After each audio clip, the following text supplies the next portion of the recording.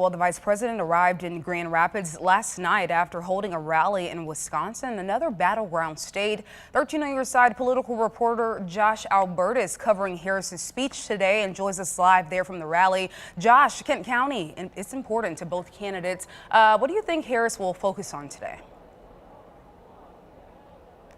We can likely expect the vice president to focus on what her campaign has been portraying as this contrast between herself and former President Donald Trump in this race, and we'll get in a minute to why that may be. But just to note, this is Harris's first stop to the Grand Rapids area since she became the Democratic presidential nominee, and well, of course, she's had many high-profile surrogates in the area since she began that run. It had many questioning whether or not she would be here herself in this key battleground area. So that is what we could be expecting to hear today, and it's coming as she's making multiple stops across the state. That likely may have fed into why people have wrapped around the park all morning for hours to get into this rally. Former President Trump and his running mate, Ohio Senator J.D. Vance, have made multiple stops to the area in the last few months, but this will be Harris's, as we mentioned, first since she came to Portage in July, just before she became the top nominee. It's a key region for both the vice president and former President Trump in their race for the White House. Once a reliable, populist Republican stronghold,